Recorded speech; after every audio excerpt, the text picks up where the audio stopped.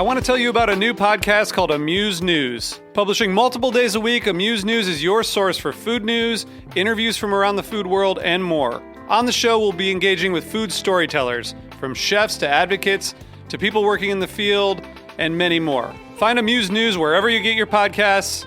Amuse News is a destination for everyone who's looking for a new, insightful look into the world of food. This episode is brought to you by Castor & Pollux, maker of America's #1 organic pet food, Organics. Look for their newest line, Pristine, the only complete line of pet food made with responsibly sourced ingredients. Learn more at heritageradionetwork.org/pets. You're listening to Heritage Radio Network. We're a member-supported food radio network broadcasting over 35 weekly shows live from Bushwick, Brooklyn. Join our hosts as they lead you through the world of craft brewing, behind the scenes of the restaurant industry, inside the battle over school food, and beyond. Find us at heritageradionetwork.org.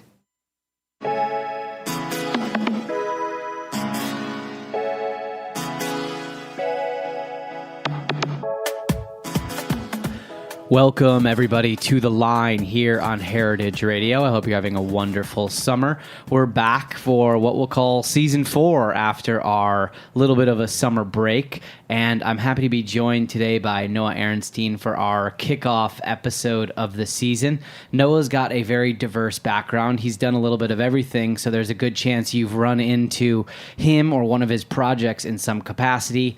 He's been a cook, a writer, a lawyer, a restaurant owner, an event planner. He does it all. So he currently has the owner of El Atoradero, which is in Brooklyn. They've also got a Taqueria in Gowanus. They just opened up a Mezcal bar. He's the co-founder of Real Cheap Eats, which is a website to seek out the best food under $10 in New York. And he's also written for a lot of publications, Saveur, Thrillist, and many others. Noah, we're going to talk a lot about everything that you're up to and everything you've done in the past. Welcome to the program. I'm so honored to be the season premiere guest. Thanks for inviting me. Yeah, so I want to start off by not right at the beginning, but I want to talk about when you were a lawyer. I want to talk about you being in New York City and being a lawyer. How are you balancing your day job and then your love for food and the things that you're sort of doing either at night or on the side or maybe during the day while you're being a lawyer? So I'm still technically a lawyer. I'm still practicing. Okay. Much less than before I opened a restaurant. Yeah, it was very cool how I got into it. I kind of came in through like the back door. I started as I honestly just like started a food blog in 2010, and from there started meeting people. And at that time, I was much less busy as a lawyer than I became. It was just like one of the rare outlets I had. For a time, I was working 70, 80 hours a week as a lawyer. What kind of law? A lot of first I was a litigator, commercial litigation.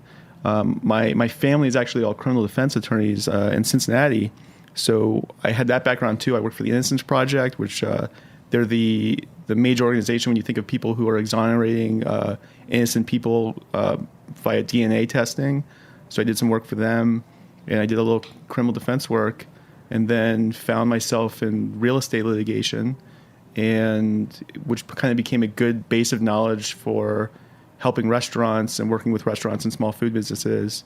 Once I started, I did a smorgasbord stall in 2013, and that was kind of, I knew a lot of food writers before then, but then I kind of knew people in the industry after that, and people really had a lot of questions about the law, about how, there's so many areas in food where you're bumping up against, litigation or even just contracts or anything. So, I kind of found myself in this position where I was able to provide a lot of people with a lot of help. It's cool because they're obviously looking to you for advice and actual counsel, and you're saying, well, I'm starting a food business. Mm-hmm. Like, what's the tricks of the trade? How do I be efficient in my smorgasbord stall? So for people that don't know that are listening, if anyone in the world doesn't know what smorgasbord is, for some reason it is a outdoor food festival that's now popping up everywhere across the United States. But you were doing the Williamsburg one. Yeah, I did the Williamsburg one in 2013. Yeah, and it was short-lived. What was the name of your It was called spot? Scharf and Zoyer. I think it was kind of an inside joke almost. we were making global Jewish sandwiches, what we call them. Mm-hmm. You know, it was a lot of what you're doing now, but a lot better than what I could do. But yeah, we kind of were just taking ideas from different Jewish cuisines all over the world and kind of mashing them up. So what's like an example of a Scharfenzoyer sandwich that you were doing? So the stuff, the one that was really close to my heart was a tuna salad sandwich on an everything croissant that Bread's Bakery had made for us, especially, and it had potato chips in it too. So it had like this crunchy element. One of like the secrets to the tuna salad was adding toasted panko, so it kind of stretched the tuna a little bit and kind of gave it like a nicer texture. The thing that got really popular, which was always like the stupid thing that was on the menu, was this we were calling it a kugel double down, where it was basically a fried piece of kugel used as bread. So it was kind of a predecessor to like the ramen burger. Mm-hmm. I remember being like really kind of pissed off when like the ramen burger got big. I was like, this is the same concept, and right. nobody cares. So it was like 2 slices of kugel with a hamburger in the middle? Not a hamburger. So I didn't do a burger. Okay. I guess I did cook a burger at home once with it. I didn't ever sell that. We did like was it the ajvar, that Hungarian pepper, ajvar? Oh, I don't know. Yeah, it was like, but we did a savory one which had fried chicken skin. Mm-hmm. And something, I can't even remember what else was in it. And then we did a sweet one that was like an apple compote and some ricotta cheese. It was really nice, but it was like kind of a stupid gimmick that sounds good. Yeah, I mean, it was good. Those definitely sound like, I totally understand what you were hoping to achieve with that. What was the rationale for doing Smorgasburg? Were you like, I'm bored, I want to give this a shot? Were you trying to launch Scharfenzoyer to be a actual brick and mortar restaurant? No, I mean, in retrospect, I was like, what was I thinking? It cost a lot of money and made zero money. We had my partner, who now is a baker in Richmond, Virginia. He and I had this idea to kind of for Scharfenzoyer that we had done in like South Street Seaport, this like little market. It had done well, and we're like, Smorgasburg's the next step. Let's do it. And in the meantime, he was like, I'm moving to Richmond, so I was kind of on my own. Mm-hmm. And I presented by myself, and it went over way better than I expected. And all of a sudden, it's like, oh, you're in Smorgasburg, and I'm like, oh, okay, let's do this. Yeah. And I didn't do it, And now, I now like it's funny because a lot of people will come to me now because they're like, "Oh, you did Smorgasburg. I'm about to do it. Like, I'm going to apply. Like, what should I do? Like, is it a good idea?" And I can give good advice, now looking back on it. But when I was in it, I was like, "What am I doing? Like, I don't really. I'm working all, and it's, if you think of it in terms of like, a business proposition, I basically spent all week stressing and thinking about one day of actual service, 8 hours where it could rain and could wash me out for the whole week. I was like, this is a terrible business idea. It's not the same at all as being in a restaurant because you've got a very short window to capitalize on your sales, and then your leftovers, your unsold goods, garbage. Where do you put them? Like I ate a lot of leftovers. I fed a lot of people. You're like I have 40 pieces of kugel come to my apartment on Sunday. It rained today, and I'm screwed. I ate, I was mentioned those everything bagel croissants. I had a lot of savory bread pudding for about 6 months. That was all I ate. I would just like any of the leftover croissants would just go into a bread pudding. And I just eat that like 2 meals a day. It's kind of wild that you did Smorgasburg and you weren't deterred by the experience. So you did Smorgasburg and then you continued to pursue this restaurant dream. What was the vision when you stopped doing Smorgasburg for a restaurant, and did that vision become El Atoradero, or did it change many times? So it actually changed a bunch. So I stopped doing Smorgasburg, I think late that summer, I basically just ran out of money. I was like, this is not really going anywhere. I don't really have a plan for it. I took a step back, and I started getting a few opportunities to do some single event pop-ups. I was like, this makes a lot more sense. I can sell tickets. The people, I felt like at Smorgasburg I was having trouble kind of reaching the people I wanted to reach, because people go to Smorgasburg and they want to try a bunch of stuff. But, they kind of, at the same time, it's like, oh, I want to try the ramen burger. I want to go get barbecue. I want to get wings. I don't necessarily want to eat a cool sandwich in the middle of summer. And at that time, I got hooked up with Tyson Ho, who owns Arrogant Swine just up the street, and he was looking for legal help. And at that time, I kind of was like, oh, I can help restaurants. And like I said, a lot of people were starting to come to me looking for legal advice, and I wanted, at that point, I was like, I want operational experience in restaurants, and Tyson needed legal help. I wanted operational experience, so it kind of just made a lot of sense for us to partner up. So that was the end of 2013, early 2014, and I helped him open Arrogant Swine. And what is Arrogant Swine? So Arrogant Swine is the only Carolina whole hog barbecue restaurant in New York City, and Tyson is this Chinese guy from Queens who has this affinity for whole hog barbecue, and is one of the most passionate focused people I've ever met. And he just knew exactly what he wanted to do, but didn't have needed some help that I could offer in a lot of areas, and it just worked. So we helped him open that, and after that opened, I was like, okay, this was fun. Let's try it again. And I was kind of took a step back again. I was representing some people and helping people out. I was doing a lot more events at the time, and this opportunity in the space in Prospect Heights came up where El Atoradero is now, and I never had any intention of opening El Atoradero. I just saw this beautiful space that was very cheap, and I was like, this is a perfect place for a restaurant. And we had a couple things that we were kind of kicking around, and everything was falling through. And at that same time, my partner now, Chef Denise, she had her restaurant was in the Bronx, and I was like, this is the best Mexican restaurant in the city. I was like, I love this place. I had written about it for Real Cheap Eats, which was the website that I used to run. A lot of other people had started writing about her. She was in the New York Times, and her lease was about to be up, and she didn't want to re-sign the lease because her landlord wanted to raise the rent. So she sold her business before even thinking about it, and then she was like, oh, I need to open a restaurant. And I called her up. I was like, let's do this. This is the perfect place for you. And now we are partners. It's it's kind of an interesting dynamic. And so you're a white Jewish guy from Cincinnati. You partner up with a Chinese guy from Queens to do a South Carolina whole hog barbecue. And then you partner up with a woman from the Bronx, Denise Lina Chavez, to reopen her Mexican restaurant in Prospect Heights. Mm-hmm. So I'm curious,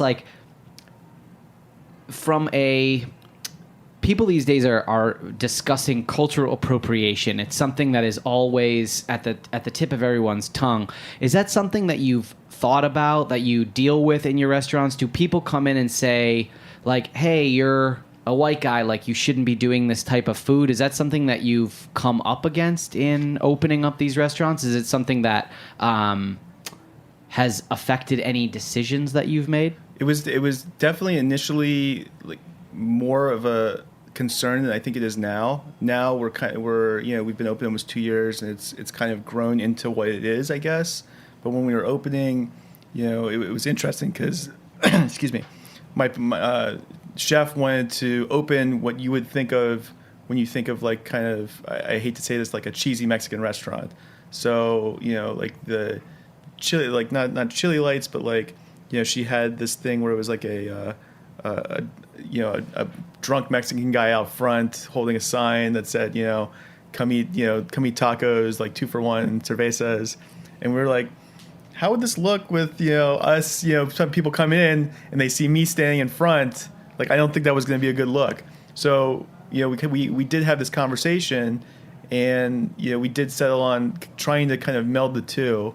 I don't know how successful in terms of it looks in terms of melding the two, but the core concept of the restaurant was to put chefs cooking in a more approachable space, something that's more not plain, but not something that you walk into and say, oh, that's a Mexican restaurant right away. Mm-hmm. I think it's been successful. It's still interesting to see people kind of come in and expect an entirely Mexican staff, and we do have mostly a Mexican staff, and everybody speaks Spanish. My Spanish is vastly improved. I mean, I guess I'm fluent in kitchen Spanish. I know all the food words. Mm-hmm. I know how to tell somebody to do something.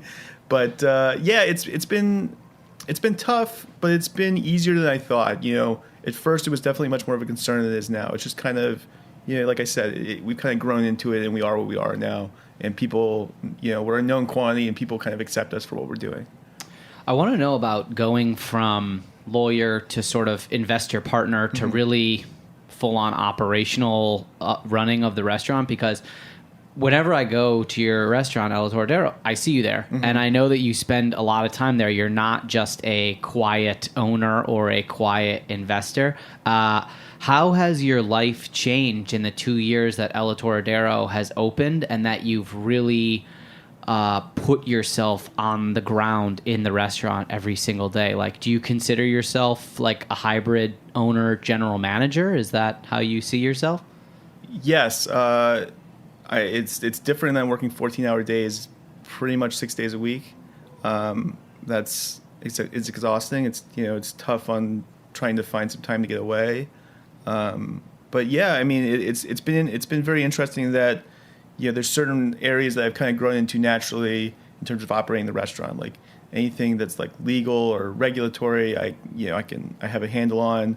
Because of my background as a writer, like anything with like press and marketing, like I feel comfortable doing. But then it's, coming at this sideways, like I was saying, I can handle, when we first opened, like we'd be short staffed. I'd be down in the kitchen doing prep for 4 hours in the morning, like cutting onions and cilantro and tomatoes. It still has this. I still kind of feel a little like I'm a foreigner in a kitchen, or in terms of managing staff. All of a sudden I'm the GM, and I'm supposed to know how to train staff, how to manage staff every day. It's definitely been like a steep learning curve, but it's been 2 years now, and I'm getting there. There's definitely stuff that I enjoy doing much more than others. And you're still open, so. And we're still open. We haven't closed yet. We're not bankrupt. Something's happening. Yeah, knock on wood, knock on the cedar. I think it's going well. We just it's where we are now is an interesting place, because now we're kind of a mature restaurant. It's like, where do we go from here? How do we take it to the next level? And am I that person who can, doing everything that I'm doing right now? Am I that person who can help take it to the next level? Or does it make sense to kind of take a step back and, find somebody, internally or externally, who can help us kind of grow into more of what we are and what we want to be? And so what you're kind of alluding to right now is that you're at the cusp of becoming sort of like a restaurant group, right? You've got the home base, the flagship. You've got the Taqueria in Gowanus that we can talk about in a second. And then you've got a mezcal bar that's adjacent to El Atoradero. And then you also have a spot in Manhattan, correct? That you are involved in? So I'm no longer involved in the spot in Manhattan. Okay. But I helped open that last year, and it was a great experience. And we kind of decided that it would make more sense for some of us to be in Brooklyn and some of us to be in Manhattan. But still, with 3 spots in Brooklyn, it's definitely growing. It's still a lot going on. So when you say like maybe having someone else come in, what does that mean? Does that mean that you bring on like a CFO or something like that? From a restaurant organizational perspective, and being an owner, relinquishing control at the right or the wrong time is a very tough decision. Oh, extremely. Yes. It's really interesting to see us on that cusp, because we opened the Taqueria, like you were just alluding to, about 2 months ago. And it's doing very well, and it seems to be the model that is going to work for us in the future. There's a lot to be said about the restaurant, but you own Samesa, the type of model that you have is so much more streamlined. There's so much less. Yeah, it's fast casual. I love it. It's order at the counter, and like, it's takeout joint. Yeah. My partners and I are like, why would we ever open a restaurant again when we can do fast casual like this and serve the same, if not better quality, and quicker, and just feed more people with us having less overhead. Yeah. And less just not even just less overhead, but less. There's just so much less stuff that can go wrong. I mean, there's still the obvious stuff, but just literally the transaction happens, and all your responsibility after that is to keep the space clean and make sure the food comes out on time. So we're definitely we're going to start exploring more taquerias, and at that point, CFO makes a lot of sense. somebody who can manage operations on a day-to-day basis and, free us up to kind of think more big picture would be a great position to be in. We're like not there yet, but we can kind of see the light, which is very cool. Mm-hmm. There was a time for a while where it's like, that daily grind where it's like, what are we working for? We're doing well, but, it's still very hard, and it's still hard to see what the end goal is. I mean, you can kind of get lost. I feel like one of the things that I try and avoid, and that it's so hard to avoid, I'm sure you understand this as well, is it's so easy to get lost in that daily kind of grind of restaurants where, you're just kind of focusing on making sure that day is perfect without being able to take a step back and see where you're going. And, to me, I've always been somebody who wants to kind of take a step back and think more big picture, that, it's cool to be able to kind of be like, okay, now we can figure out where we're going, where we want to be, who we want to be. And, it's exciting. Take us through what, I know there isn't a normal day, but for those listening, I'm always super curious, people that own more than one space, specifically, like, what does your day look like from start to finish? If there is something that kind of, if you can make up like a fake week and consolidate it into a day, I want to know, like, how do you start and how do you finish a day, if there is such a thing as that? So I live in Williamsburg, but I actually usually start my day in court in the Bronx. So like I said, I'm still practicing. So I'll be in a suit and tie, 8 o'clock in the morning, ready to go, driving up to, my fiance works for Fresh Direct. So I drop her at Fresh Direct. So I drive now, which is, hugely beneficial, and also gives me so much more responsibility at the restaurant because I'm essentially our delivery driver too. So a normal day would be driving to the Bronx, going to court. I'm out of court by like 11 o'clock. Sometimes I'll drive back in and I'll have to go to Jetro or Restaurant Depot or pick something up for the restaurant. If that doesn't happen, we do a lot of office lunch catering now. So like sometimes I have to be that guy who's in a midtown office, kind of pushing like an insulated box through there. I'm like, I kind of went to law school and now this is what I'm doing. I delivered to one of my old office buildings like a few months ago. I was like, I hope nobody sees me in here. They're gonna have a lot of questions. It's a weird feeling. Yeah. I find myself in sure. freight elevators quite a bit, being like, all right, this is where I ended up. This is what I'm doing now. So there'll be a delivery that happens. After the delivery, sometimes I'll like to like kind of get lunch or something and take like an hour for myself. I'm usually answering phone calls from staff or placing orders for the next day. I'll get to the restaurant typically around 1-2 o'clock. I'll have at 1-2, like it's normally sort of quiet. There'll be kitchen staff there cooking, but I can kind of like work from the Mezcal bar, which is right next door to the restaurant. That's usually my most productive time of day, which means I'm answering emails, making phone calls, just trying to catch up for what I'm behind on. Mm-hmm. By 4 o'clock, the bar is open, all the rest of the staff is in. We have every day, so the Taqueria is only a mile from the restaurant, but that means, myself or chef are the only two people who have cars. So if the prep has to get loaded up and go to the Taqueria, it's either me or chef who's got to take it over there. So I'll typically take the prep to the Taqueria. I'll make sure everything's good there. We'll get open. We'll kind of I'll talk to, sometimes the space that we're at has a lot of events, so we'll kind of coordinate whether there's an event tonight, whether we need to have extra prep done. Then I run back to the restaurant. I'll be, sometimes I get to taste the mezcal, which will be nice. Like we'll have, like a distributor in. We'll have maybe a producer in or importer. So we'll get to talk mezcal for a little bit. That's usually maybe the most fun part of the day. And then my evenings will generally be me bouncing between the Taqueria and the restaurant, driving back and forth. Sometimes I'll have to go to Staples in between. Sometimes I'll have to go to like PC Richard and Son or grab something, anything that kind of any kind of dumb job that has to like get done, that'll happen. If I can get like an hour in the office down in the basement, work some stuff out, then I will. But then it's just, looking at the next day. What do we have? Do we have to deliver stuff the next day? Do I have to pick up more stuff at Jetro? Like I'm saying, you kind of get stuck in this pattern where you're like only worried about that day and next day. And it's hard to be like, okay, let's sit down and plan what we're going to be doing, 1, 2 months, 3 months, 6 months from now, but and then the day last night ended at lately the bar has been busy later than earlier, So it'll be like 11:30 and we're kind of ready to like start doing last call. Then we'll have like 15, 20 people to come in and we'll be like happy, you know, do that feeling. It's like you're happy, but you're also like, you know, so. I kind of want to go to bed, but I also want but I your like money. money. You know, it would be nice to send my guys home with some money tonight. You know, it was a Monday night last night right after the holidays, so it's still kind of coming back. So we're happy to have it. And, you know, I got home at like 2:00 last night. So now up early, ready to go.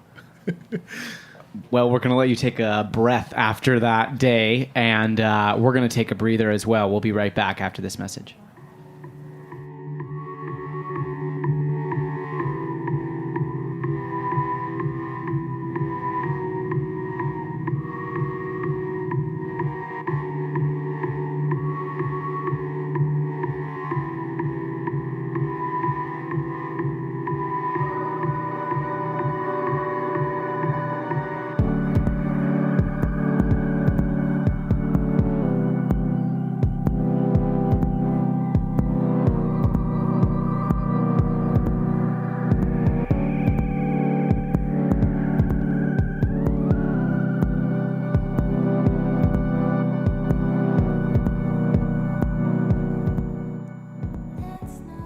This episode is brought to you by Castor and Pollux, maker of America's #1 organic pet food, Organics. You put a lot of care and thought into what you eat. After all, you're a food radio listener. That thoughtfulness goes hand in paw with how you feed your pets. Purposeful pet food doesn't happen by accident. Castor and Pollux scours the earth to carefully select the best organic and responsibly sourced ingredients. New Pristine from Castor and Pollux is the only complete line of pet food made with ingredients that are responsibly raised, caught, or grown. Feed your dog or cat the new standard, like grass-fed beef, wild-caught fish, and vegetables grown without synthetic fertilizers or chemical pesticides. Pristine from Castor and Pollux. Purposeful pet food. Learn more at heritageradionetwork.org/pets.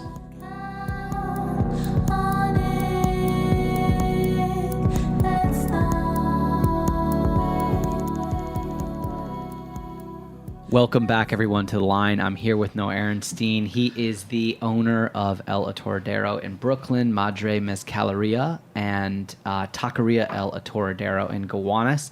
He's also one of the founders of Real Cheap Eats, which was a website that basically was trying to find the best food in New York City for cheap, and he's written a bunch all about food all over the internet. We were talking about your crazy day right before we took a break, and now I want to jump way back because you're from Cincinnati, and you mentioned that you came from a family of lawyers, but you've also got a little bit of food history in your family as well. So tell me a little bit about growing up in Cincinnati and what kind of family food influence constructed your view of food when you were younger. We were like a tight Jewish family. My mother's parents were like, you know, what's the word? Epicureans, I guess. Not even so, but like my grandmother was like an amazing cook. She could bake she would bake like mandel bread, you know, that would like stuff like that, like the classic Jewish baking that classic Jewish Eastern European baking that you think of. So like I grew up eating that, and my grandfather, his family were fishmongers, and he could, but he loved his favorite in the world was being able to find that perfect cantaloupe or perfect honeydew, and he knew exactly how to pick it. It was so fun to kind of watch him do that. And he pickled watermelons we grew up eating, pickled tomatoes, and then just pickles. And one of the clearest memories I have too is those Hebrew National beef salamis. I love those still, but he would hang them to dry over his counter, and so once they got super dry, he would take this super sharp little knife and would just cut off little pieces and give us pieces of that dried salami. And it's just such a vivid memory of of that taste, that concentrated beef salami flavor. Cincinnati was interesting to grow up in. I mean, I don't think it was really known for its food. People know it for Cincinnati chili. That's the big thing, chili over spaghetti. Such a weird thing. I know, right? You have Coney's in Michigan, But like, you know, they had conies, but like the thing was the spaghetti, the 3 ways, the 4 ways, the 5 ways. Wait, slow down. Okay, I'm happy that you brought that up. I can talk about it. Take us through the 3, 4, 5. This is something that I heard about from one of the guys who taught me a lot of stuff from Mile End, who's from Cincinnati. And for those people that don't know, in Cincinnati, there is this you can get it everywhere, right? So I guess it's like, so the people who originally made it were like Macedonian and Greek immigrants. So they kind of made that, when you think of the beef chili, it's not really chili, because when you say chili, everybody's like, this doesn't taste like chili. It almost tastes like what's the dish? Like Sloppy Joe's? Not even Sloppy Joe. It's spiced. It's spiced so specifically. It's almost that dish. Like goulash? Not goulash. What's the Greek dish with like the bechamel and the meat? Oh, moussaka? But that has eggplant, right? It's eggplant kind of and spiced, bechamel. Yeah, and the ground meat, it's kind of spiced that same way. So it's got Okay. like a lot of warming spices, and chocolate is kind of known to be in it, but that's maybe not actually in it. Yeah, there's a lot of like like I was looking at. now like we're in like the mole realm or something like that. It's like the mole of Cincinnati. Yeah, that's maybe giving it too much credit. So a 3-way would be spaghetti, like a very, you don't even think al dente. It's like really cooked through spaghetti. Then like the chili, but you can get the chili dry if you want. But like all the flavors in the juice. My brother still ordered dry, but you know, the flavors in the juice. Mm-hmm. So then cheese on top, and it's not just like a little bit of cheese. It's like this, you know, fluorescent cheddar, and it's like a whole mound on top of the plate. So it's humongous. So a 4-way would then be either onions or beans. 5-way would be both. Some places do a 6-way where it adds like fried jalapenos on top or whatever else you want. And it's just this like, you know, it's kind of like garbage plates in Rochester, or like, you know, conies elsewhere. It sounds like just like good drunk food, like a high 14-year-old or like a drunk freshman in college would be like, I found all this stuff in the fridge and I put it in a bowl and it's good. Yeah. And so like, is that a quote unquote? Is that like the working man's meal in Cincinnati, or is it like how do you know how it came to be? It seems just like kind of a weird, gross thing to put.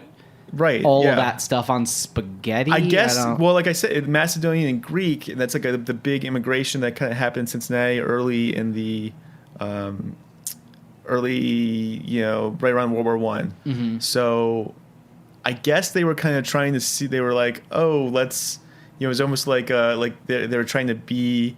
You know, there's places where it's like an Italian restaurant run by like Albanians or something like that. Mm-hmm. I almost feel like they were trying to kind of, you know, recreate that. Like, oh, we had, you know, pasta and meat sauce and cheese. That's what Americans like to eat, right? And then people in Cincinnati are like, yeah, this is delicious. It's like from 3 different verticals, though. It's like the cheese is wrong and the meat sauce is wrong and the spaghetti's really overcooked, but it's like, it works together. It's like if you ran it through where they run stuff through a translator and they translate it back into English, and it doesn't make any sense. But then we're like, oh, it's drunk food, but then now I'm like, oh, but this was all created during Prohibition, so I don't even know what's going on anymore. And people definitely obviously eat it for lunch. They're not only eating it at 2 in the morning or something like that. No, everybody in Cincinnati is really walking around with chili in their belly. It's kind of gross.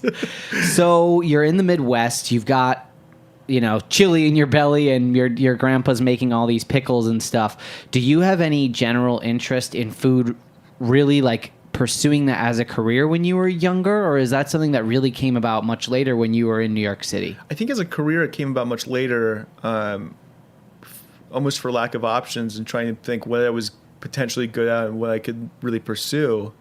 I taught myself how to cook in law school, you know, where it was basically I'm studying all day and it's like I needed an outlet. And I was working in New York City at the time, but I went to law school in Macon, Georgia, like about an hour south of Atlanta. So like I could make New York City money in Macon, Georgia, where, you know, a couple hours I'd pay the rent. And it was like we had this extra money. I was like, let's learn how to cook.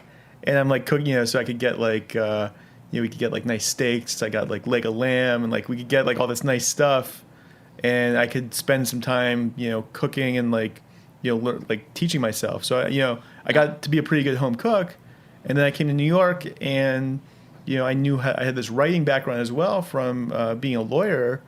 And, you know, there was just like, I don't know what really kind of, pushed it. Maybe it was in Atlanta, being in Atlanta a lot along Buford Highway, which has this like amazing food scene where it's this great mix between like Korean and Vietnamese and Latino, and all these like combination of cultures and foods like on this one area, and we just explore it and be like, this is amazing.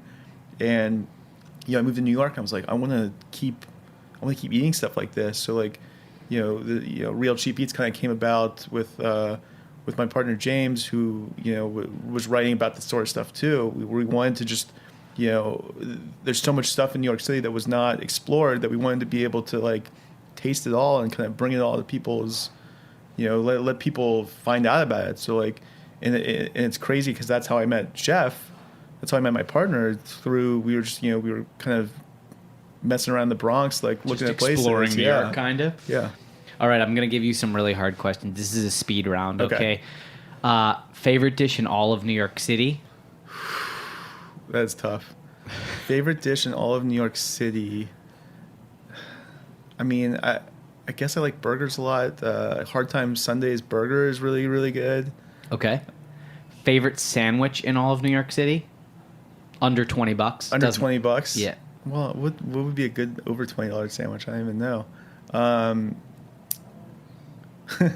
Lately, I was hoping to box out the fancy like burger, but you already. Yeah. Lately, is a gyro a sandwich? Are we sure. going there? Lately, this place Kebab Shack on Havemeyer. Oh, Kebab Shack is good. I love that place. Like I could talk about Kebab Shack for a while, but that place is single dude central. It's always like guys by on themselves phone, in there on their phones, yeah. just like ready to eat, like ready to like crush one of those sandwiches. Yeah, I mean it's funny. I'm in the same biz as them, yeah. but they're farther enough away. I think that we have, how there's like micro clientele. They're not super efficient. You guys are much more efficient than they are. Yeah, their flavor is good. The flavor's I good. definitely like them a lot. I used to spend a lot of time on Havermeyer and eat there. Okay, last question. Favorite restaurant now? Uh-huh. And what was your favorite restaurant when you originally were doing Real Cheap Eats? Have they changed? That's a good question. My favorite restaurant when we were originally doing Real Cheap Eats, they were probably a little more esoteric than they are now because I just don't have time to like go to some of those places anymore. So like Uncle Joe, this place in Elmhurst where it's like northern Chinese food. They had this fried rabbit dish that was just so good. It was like the Chongqing rabbit basically, where it's like the little pieces of rabbit you could just like pick at it forever. And then it had like that warming lamb soup. And there was a place in the Golden Shopping Mall in Flushing, a Szechuan place that was just like one of my favorites. They did like a cold salad that was just like spicy and crunchy and had every element you could ever want. Favorite restaurant now? See, like I say, I'm so busy. I kind of go to my friends' places. So I go to like I go to Emily a lot, Emmy Squared. Like those are kind of the places that I hit up. You go there so much that what happens? Yeah, I have a pizza named after me at the West Village one. So you only have to go 100 times to a restaurant? Yeah, only 100 times. Then yeah, they exactly. name a pizza. I only have to go 100 times, order a pizza in a very specific way, and then I'll get it. What's your pizza at Emily, which is like a pretty big honor, let's be honest. It's cool. It's kind of crazy because I'm seeing like people like hashtag Arenstein, and it'll like pop up on my. I'm like, what is going on?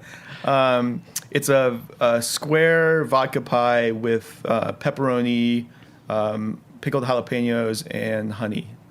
It's really nice. Cool. I like vodka pies. And so they had like a create your own option, and you kept ordering it over and over. So they have a pie called the Colony, which is just the same toppings and everything, but regular sauce. And I would always get a vodka Colony, and so the vodka Colony became the Arenstein. Nice. Yeah, that's pretty cool. Everybody, that's like the Seinfeld dream, right? I know, right? Like move to New York and you're like, I have a food item named after me. Yeah, I need to get like a deli now. The next step would be to get like a deli sandwich named after me. Oh my God, like at Second Avenue Deli or something like that. Cool. You could die a happy man at that point. I want to know, do you have any other projects in the works? You've got the Taqueria, which is fairly new, and the Mezcal spot that are also pretty new, but are you working on anything else right now? There's some stuff in the works actually nearby here, but nothing I can really like go in depth about. I was kind of telling you about that tableau we were talking about, where it's almost like a float. Like so before we went on air, you were telling me about go ahead.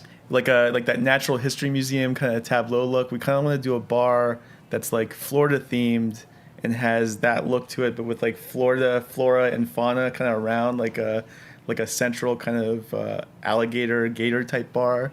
So Sounds wild. We're kind of looking at spots for that. It would be kind of something different, you know. I want to, before we wrap up, I want to talk a little bit more about just kind of being the transition from becoming, you know, a lawyer really into a hybrid sort of lawyer restaurateur. Who did you really look to for advice as you were starting to work on these projects? Was there someone specific on the food side or on the ownership side, like a chef or someone who was more like, yeah, I own a bunch of restaurants, that you leaned on for advice in getting your spots open? That's interesting. I mean, there's a couple. There was never really anybody. I was kind of always on my own on the legal side, which was, you know, good in a lot of ways, and you know, nothing. You know, everything was kind of easy to figure out there. It was always on the restaurant side where I was like kind of looking for mentorship, looking for somebody who could kind of, you know, give me some guidance. You know, somebody who comes to mind who was not. You know, I think if I told him this now, he'd be like, no, that wasn't me at all. But somebody who I kind of always like looked up to as like a really good example of like who I want to be in this industry would be Matt Fisher from Fletcher's. He just, you know, he's kind of one of those guys who like always gives good advice. Like if I kind of had like an issue, you know, if I just wanted to like talk something out, I kind of, you know, he'd be a good person to talk to. Who else, you know? Yeah, Matt was probably the guy who kind of came to mind earliest. I mean, I always kind of, you know, it was interesting too. You know, Noah Bermanoff was somebody who I kind of looked up to in general, just as somebody who, you know, kind of did that same transition that, you know, I'm doing now. He was in law school. He was in law school when he decided to. Yeah, and I remember when Mile End, yeah. I think I had just graduated from law school too when he opened Mile End, and I remember seeing that and be like, damn, that's what I want to do, you know. So that was kind of, you know, more of like a distant inspiration was Noah, but yeah, Matt Fisher kind of, he's just a good guy to talk to whenever you need like some real advice and some sage advice. You know, that's kind of like the type of person I want to be in the industry. What's the most frustrating part about doing what you do? I almost said POS systems. What's the most frustrating part? I think like what I've kind of been, you know, talking about before is like trying to get yourself out of that daily grind and being able to like think smartly and strategically about what your restaurant is and where it's going, because, you know, it's so easy to get caught up in it that you really don't. You kind of spin your wheels. And, you know, I kind of think of that shark metaphor from like the Woody Allen movies where you're like, you have to be moving forward or you're dead. You know, you want to keep pushing it forward, and to like, you know, for me to kind of see, you know, when I see us kind of stagnating, that's when I get the most frustrated. Like I want to keep pushing it forward. Like that's you know, that's where we need to be. So what's the moment that's been the most satisfying for you from your culinary journey from Scharfenzoyer to now having these various, you know, Mexican establishments? What's been the most satisfying moment? I can't say the pizza being named after me. That would be the most like temporarily satisfying. You know, really just kind of seeing what we built at El Atoradero, seeing it grow, seeing Chef kind of grow into this new role for her, where she was before, you know, just kind of running almost like a little takeout counter, to now we have, you know, having 3 places and wanting to do more, and kind of, you know, growing with her family, you know, getting to know everybody in her family, getting to know, you know, there's just this diverse group of people who work with us. It's very satisfying to kind of all be on this same team, kind of working towards a similar goal. And it's just been really, you know, that's what feels good. Like, you know, seeing somebody, you know, try a mezcal that they've never tried before, like being able to talk to them about, you know, teaching them about mezcal and basically being like, you know, try this and it'll blow your mind, and seeing somebody's eyes like light up. Oh my God, I've never had anything like that before. Or the same with like, you know, having people try Chef's Mole, where it's like something, you know, something so familiar yet so new. It's so satisfying to see. That mole is no joke. I can say firsthand. That is something that I think about all the time. Let everyone know where they can find your spots and when are you open at your various restaurants? So El Atoradero is on 708 Washington and Prospect Heights at St. Mark's. The Madre Mezcaleria is right next door. Atoradero is open just for dinner right now, but we're actually planning on opening all day in the next couple weeks, Cool. which would be like a big change for us. The Mezcal bar is open 4 till everybody leaves, and then the Taqueria is at this amazing venue called Park Life, which is across in Gowanus. It's across from Littlefield, which is like a great little venue for like comedy shows, and they do like reggae nights, and they do like a lot of people know that show Punderdome. They do that show. So we're this big like 6,000 square foot outdoor space with like a little kitchen, and we're just like pumping out tacos there. It's so much fun. We get to like do exactly what we want. Like I went to this little taqueria in Mexico City that served French fries on top of tacos and called themselves McTios with like big golden arches, and we were like, French fries on top of tacos. That's amazing. We want to do that here. And it's just that little taqueria is kind of everything that we want to be serving people right now. Cool. Noah, thank you so much for joining us. Everyone, thanks for tuning in. We hope to see you next week, every Tuesday, 11 a.m. for The Line here on Heritage Radio.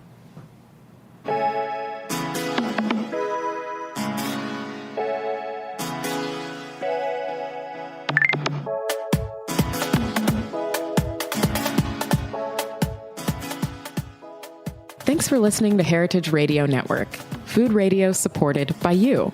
For our freshest content and to hear about exclusive events, subscribe to our newsletter. Enter your email at the bottom of our website, heritageradionetwork.org. Connect with us on Facebook, Instagram, and Twitter at heritage_radio. Heritage Radio Network is a nonprofit organization driving conversations to make the world a better, fairer, more delicious place. And we couldn't do it without support from listeners like you. Want to be a part of the food world's most innovative community? Rate the shows you like, tell your friends, and please join our community by becoming a member. Just click on the beating heart at the top right of our homepage. Thanks for listening.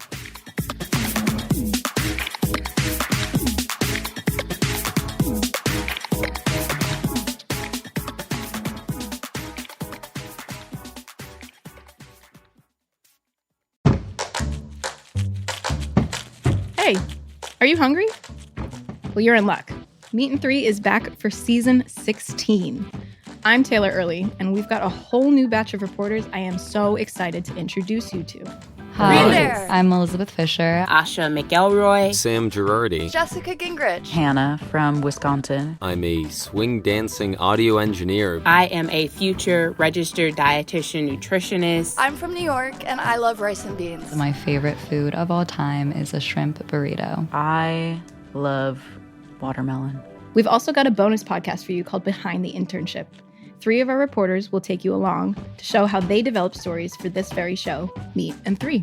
Hi, I'm Danielle Flitter, a plant-based chef from Philadelphia, living in Mexico City. I'm Sophia Hooper. I'm a bartender based in Portland, Maine. My name is Addison Austin Liu. I am a chef and food journalist from Salt Lake City, Utah, and my favorite food is Peruvian. Rice and beans. Hand-drawn noodle soup. So tune in to enjoy a square meal for your ears. And I hope you saved a little room for dessert.